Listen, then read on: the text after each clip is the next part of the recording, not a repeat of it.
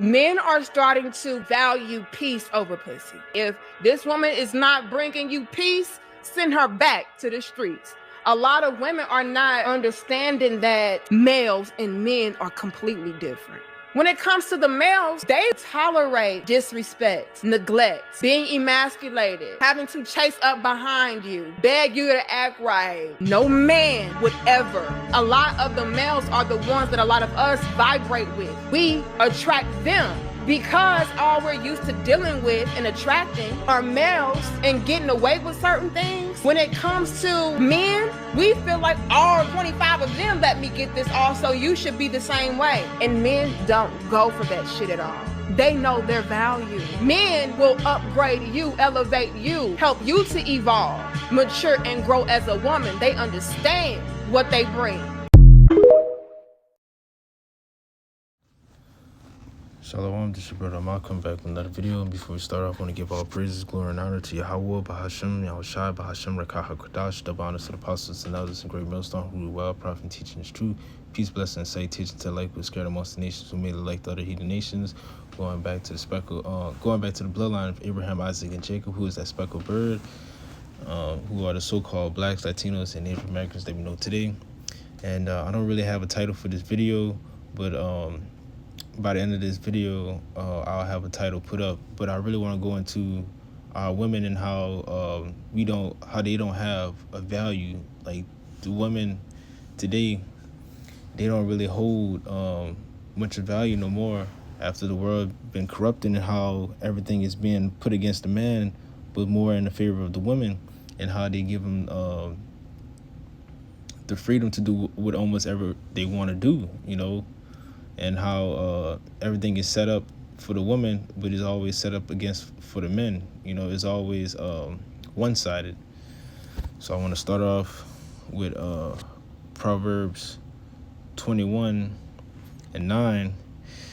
And it says, "It is better to dwell in the corner of the housetops than with a brawling woman in a wide house." So you know, as we can see today, most of our women is more rebellious. You know, they don't want to listen. They always want to be right in their own way, you know, and whenever you try to tell them what's right, or, you know, you try to lead them in the right direction, they always want to buck up and go against the grain and say that you have no right over them. You know, there's always you abusing them, or, you know, such and such in those type of ways, you know. And I want to go down to verse 19. It says, "It is better to dwell in the wilderness than a contentious and angry woman." You know, and whenever we come from work, you know, we want to come home to peace. You know, we want to come home to our woman, you know, and have, you know, that peace being put upon us, and that burden of working on a daily basis. You know, you want that off of our backs. But you know, whenever we come home, you know, it's always an argument. You know, it's always a problem. It's always something that you done wrong, even though you just came home from work, you know, trying to provide for the family and stuff like that, you know. And, you know, it's better to be in the wilderness. It's better to be outside than, you know, in the house, you know, dealing with that all the time, you know. And it's sad to see that, you know, on a daily basis, this is how it became. And when I want to go to Sirach 26 and verse 8, it says, "A drunken woman and a gadder abroad cause a great anger. She will not cover her own shame." And you can see the women, you know, today, you know, they don't have no shame to go out the way they want, you know, dress how they way they want to, say whatever they want to say, you know, very bold with their statements and stuff like that. You know, they have no shame in whatever they're saying, but, you know, just the way how society have put it and how everything is being supported and pushed. Verse 9, it says, "The whoredom of a woman may be known in her haughty eyes, in her haughty look and eyelids. If thy daughter be shameless, keep her in straitly, lest she abuse herself through overmuch liberty." So you can't really let your daughter go out and about and do whatever she want to do. You know, you got to keep a strain on her. You know, you got to make sure she's in order. You got to constantly watch over her, because, you know, once she hang around the wrong people, you know, persuade her to go off and do all these wickedness, you know. So that's why you always got to make sure she's around. You know, you got to make sure you be around them, because, you know, at a young age, you know, they go off. You know, they do a lot of, you know, whoredom. You know, you see most of the kids now, you know, being influenced by all these music. Sexy Red, you know, Ice Spice, Megan Thee Stallion, Cardi B, Nicki Minaj, all these things, you know, saying all this stuff, you know, pushing out on the kid. You know, you got to keep a close eye on them. It says, watch over an imputed eye, and moreover not, if she trespass against thee. She will open her mouth as a thirsty traveler when he have found a fountain and drank of every water near her. By every hedge she will sit down. By every hedge will she sit down and open her quiver against every arrow. You can put that in perspective. What a quiver is. A quiver is something like, you know, that stores the arrows for the archers. But you know, she's always opening her quiver for every arrow. So you got to put that 2 and 2 together and think about that. I don't want to get too graphic. It says, the grace of a wife delighted her husband, and the discretions will fat his bones. A silent, loving woman is a gift of Yahweh. There is nothing so much worth as a mind well instructed. And you know, these are the women that be, you know, hard to find, but, you know, once you find one of them, you know, it's a gift. You know, it's a gift from the Most High, that you'll have a woman like that, you know, a loving, kind, sweet, you know, solid woman that always will listen to what you have to say. You know what I'm saying? Don't really buck up against you or have these type of arguments, you know. Always be willing to to listen to what you have said. But you know, no matter what, the woman that you receive, you know, is always given to you by the Most High. You know, He always set things in order for, you know, the righteous or the wicked person. You know what I'm saying? Because the portion of a sinner. This is Ecclesiastes 25:19. He said, all wickedness is but little to the wickedness of a woman. Let the portion of a sinner fall upon her. So you got men who do wickedly out there, you know, and that portion of a sinner will fall upon her, you know. And then, you know, if you're a righteous man, you know, the Most High will send you a righteous woman. But if you do wickedness all the time, then, you know, that portion of a woman will fall upon you, you know. And I want to go back to Ecclesiastes 16. I want to read 15. A shamefaced and faithful woman is a double grace. Her continent mind cannot be valued.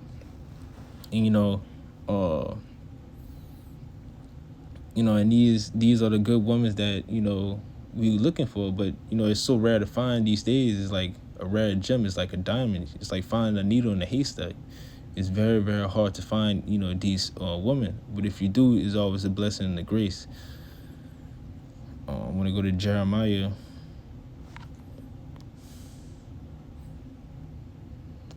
31:22.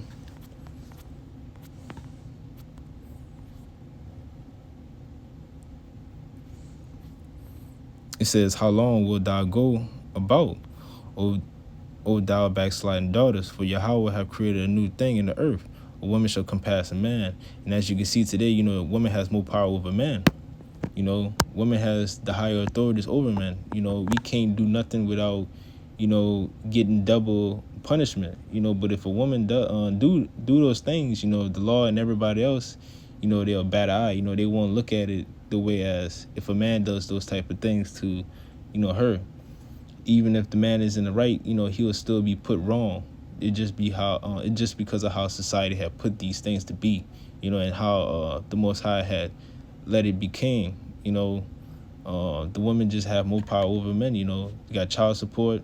You know, whenever divorce, you know, they takes everything out of their pocket. You know, the man can't even see his kids whenever he feels like it. You know, always getting set up in predicaments that it shouldn't be.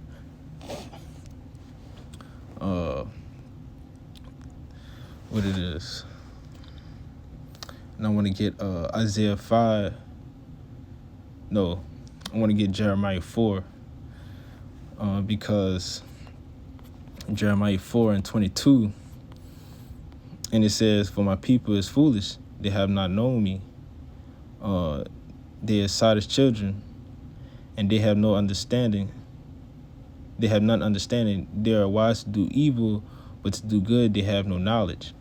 And the women out here, since they've been influenced and going after these things and falling after all these idols that they look upon, always want to be like the next woman that's up, like these big influencers, they're very foolish, very stupid. And this is not mainly talking about the women, but it's talking about everybody. But, we still could put it in context with them because, they don't really have that understanding. They don't really have that that wisdom to know that what they're doing is wrong, because they like to do what's wicked. Most of these women out here, do whatever they feel like and think that it's not wrong and what is right. They always would take the women's side, no matter if it's good or bad. You know what I'm saying? It says they are Sodom's children, and they have no understanding. They are wise to do evil, but to do good they have no knowledge. And most of these women can't take accountability for their actions. You can explain to them how much, what they did was wrong, but they still would never listen. They're hard-headed, very stiff-necked, and, they won't take no for an answer. They won't even take accountability when it's shown. This is Isaiah 5 and verse 20. It says, "Woe unto them that call evil good and good evil, and that put darkness for light and light for darkness, that put bitter for sweet and sweet for bitter." And how society is, they support these things. They support all these wicked things that's going on and what these women is doing and pushing. They pushing these things on the kids, and everybody is supporting it, is all behind it. They're saying that it's empowering. They're saying that these things are, right and just, which is all wrong. It's wicked. It's evil. You know what I'm saying? Like, you can't be having these things. Everything is out of order. Everything is upside down. It should not be the way it's supposed to be. You're supposed to, have it to where it's more balanced. When the man comes home, he shouldn't have to deal with these things. You know what I'm saying? But it's just the way how he was raised. All these the mothers, they teach their daughters these things, and it just trickle down from there on and therefore. I want to get Proverbs 22 and 6. And it says, "Train up a child in the way he should go, and when he is old, he will not depart from it." And I was reading it NLT. It said, "Direct your children on the right path, and when they are older, they will not leave it." And these are the duties of the women. They're supposed to teach the kids the right from wrong. They're supposed to teach them the things that they're supposed to do and they're not supposed to do. They're supposed to teach them in the way that they're supposed to go, in the righteous way, more on the light. But most of the women are in single or single parents. Don't have a father to help take care of their kids and stuff like that. They keep it away from keep the men away from their children. They don't want them to have that father figure around. So they, raise them the best way they can. But, they live in that life of unrighteousness, wickedness. Always on the streets, always not really looking out for the kids, having arguments with the father and stuff like that. And the kids see that and they grew up on that, I want to get Titus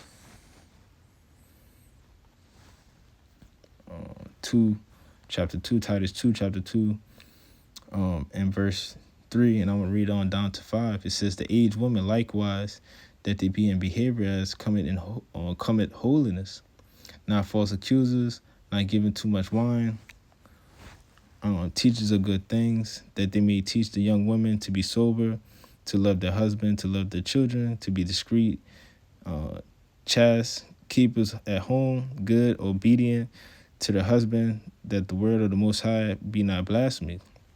So these are things that the woman's supposed to do and act. They're supposed to teach the young women, the way they're supposed to be, to raise them up, to bring them up into that light, to, help them become that woman that they're supposed to be,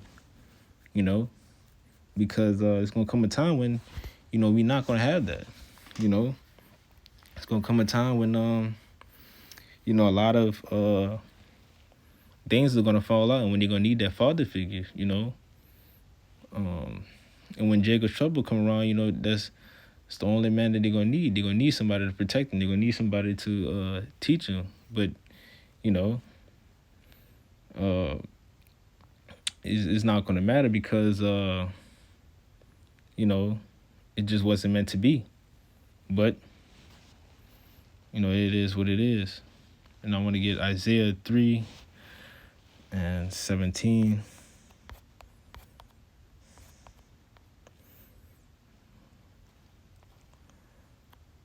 I'm going to read 16. And it says, moreover, Yahweh said, because the daughter of Zion are haughty and walk with a stretched neck forward and wanting eyes, walking and mincing as they go and making a twinkle with their feet.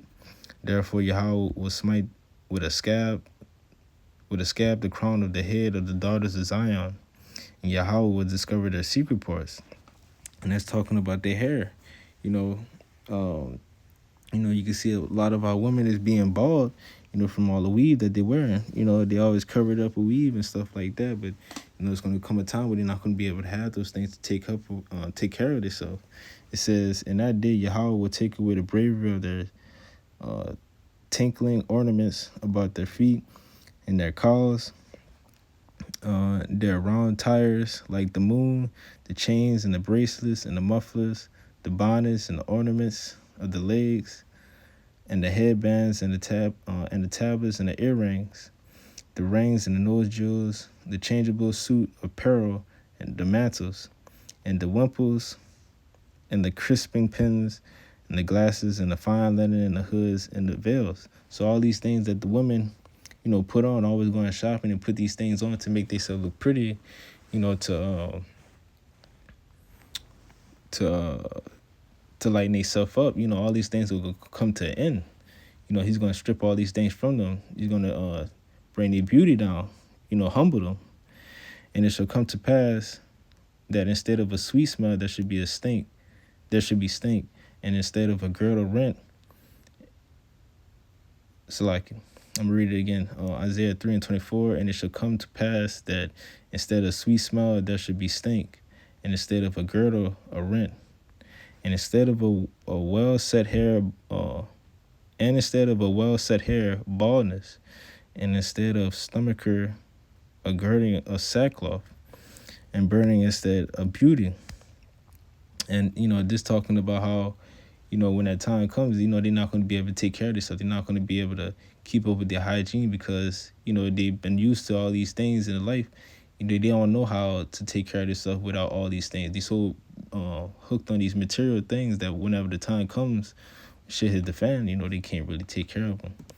It says, thy men shall fall by the sword, and thy mighty in the war, and her gates shall lament and mourn, and she shall be desolate, shall sit upon the ground. And, whenever Jacob's trouble comes, there's going to be a lot of bloodshed and killing, and they're going to be needing a man. They're going to be needing a man to take care of them and keep them protected and have them, safe during those times.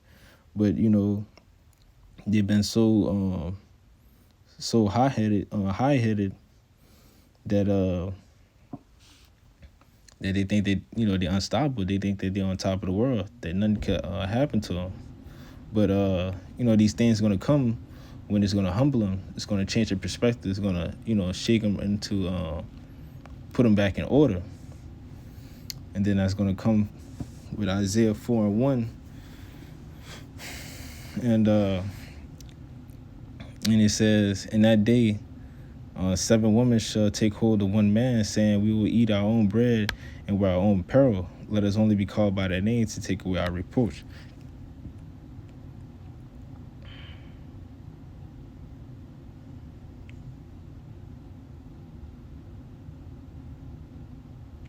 Yeah. And in that day, 7 women should take a hold of 1 man, 7 meaning complete. And it says, we will eat our own bread and wear our own apparel. Only let us be called by their name to take away the reproach. And, since, Jacob's trouble is going to be coming around the corner, hopefully. I'm not saying that it will, but I'm saying that it's really looking like 2024 might be Jacob's trouble. After seeing that Trump, he almost got sniped down, you know what I'm saying? He almost got taken out. But it's going to be a lot of war and a lot of bloodshed, and it's going to be, rarer than men. I mean, loss of men. Hold on. What it is. But in that day, it's going to be a rare men. So, a lot of women is going to be cleaving on to 1 man, trying to have him for the protection, And if you're a man of the Lord, if you're the elect, women are going to flock to you. So even though these things going on in these worlds, we shouldn't be keeping our mindset on these women because, when the time comes, it will be given to us. It's going to have so many women coming to you that it's going to be hard for you to throw them off you, But, it's going to be brought down. The women are going to be brought down so much that, everything's going to go back in order. They're going to be getting their own food. They're going to be wearing their own apparel, but they just need you, And it said, let us be called by that name. And, what you call them? And when that's going to be is, in order for that to happen is through childbearing, that's the only way they're going to be able to have, to take away that reapproach. Let me see, fine gold.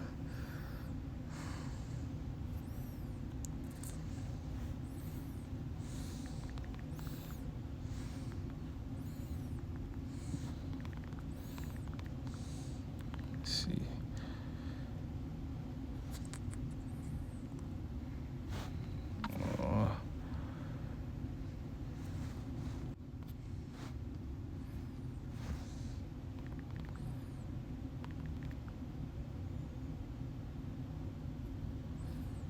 Let's see if I can find that precept.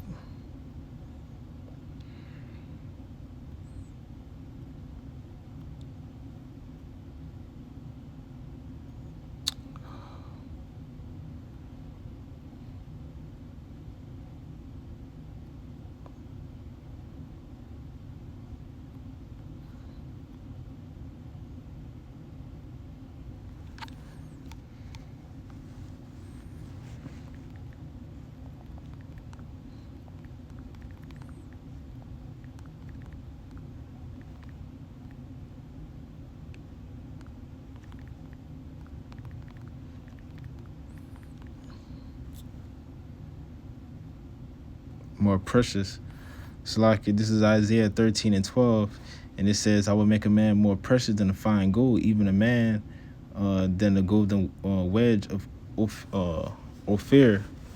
In those days, it's going to be a scarcity of men. It's not going to have that many men out there, for women to cleave onto. So it's going to be rare, instead of us, looking for that